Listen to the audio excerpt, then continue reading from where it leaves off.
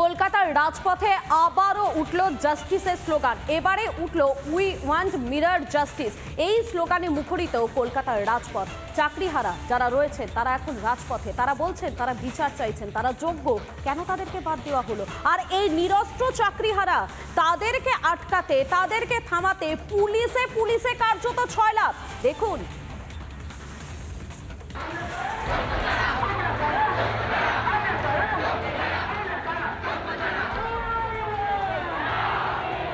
শিক্ষক, মানুষ গড়ার কারিগর, জ্ঞানের ফেরিওয়ালা, কিন্তু তারাই এখন চক ডাস্টার ছেড়ে পথে। এসএসসিতে অযোগ্যতার কারণে আমাদের অবস্থা হলো। আজকে আমরা কোথায় যাব? আজকে আমরা কার কাছে বিচার চাইবো? আমরা কি দোষ করেছি যে আমাদের চাকরি আজকে নেই?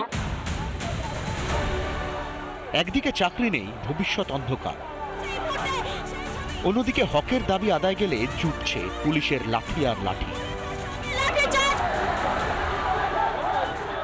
কিন্তু হকের দাবি আদায় না করে এক চুলো মাটি যে চাকরিহারারা ছাড়বেন না, তা শুক্রবার ফের প্রমাণিত।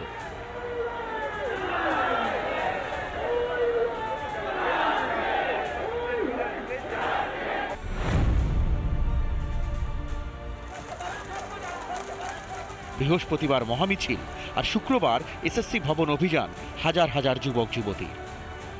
ইনভিজিলেটরের সিগনেচার, আমার নিজের সিগনেচার, আমার হ্যান্ডরাইটিং, সমস্ত কিছু 11 তারিখে মানে 27/11/2016 সালে পরীক্ষা দিয়েছিলাম। তাহলে এটা আমার সমস্ত কিছু অথেন্টিক। আমার অ্যাডমিটের সিগনেচার আছে, এই ইনভিজিলেটর অ্যাডমিটও আছে, আমার প্যানেল আছে যে আমি কিসে কত, ইন্টারভিউ কত, পুরোটাই পেয়েছি আমি। কারণ চাকরি বাঁচাতেই তাদের রাস্তায় এখন পথ। অভিযানে উঠল সেই উই ওয়ান্ট জাস্টিস।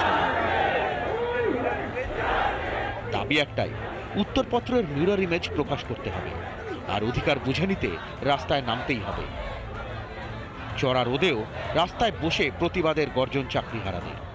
আমার আজকে চাকরিটা নেই, আমি যে দোষটা করিনি তার জন্য আমার চাকরিটা চলে গেল।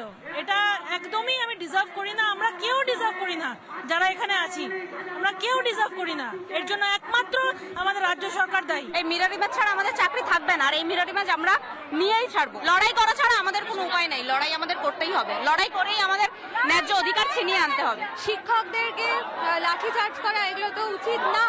সমাজ আজকে কোথায় গিয়ে দাঁড়িয়েছে? শিক্ষকদের গায়ে, শিক্ষিকাদের গায়ে পুলিশ লাঠি মারছে, যাদের কাছে ওনারা পড়ে একদিন বড় হয়েছে।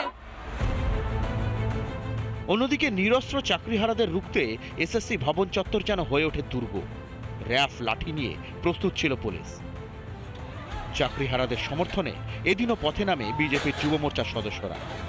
ইন্দ্রনীল খাঁর নেতৃত্বে এসএসসি ভবন অভিযান করে যুব মোর্চা।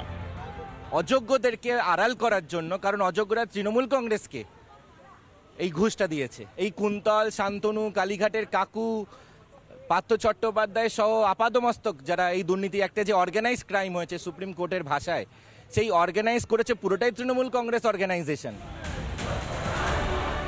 চাকরিহারাদের হাহাকার আর কাতর আর্জি মমতা সরকার শুনতে পাচ্ছে কি? রিপাবলিক বাংলা। নানা ধরনের কন্টেন্ট দেখার জন্য লাইক করুন, শেয়ার করুন আমাদের ফেসবুক পেজ, সাবস্ক্রাইব করুন আমাদের ইউটিউব চ্যানেল। পাশাপাশি অন্যান্য ব্রেকিং নিউজের জন্য অবশ্যই চোখ রাখুন রিপাবলিক বাংলায়।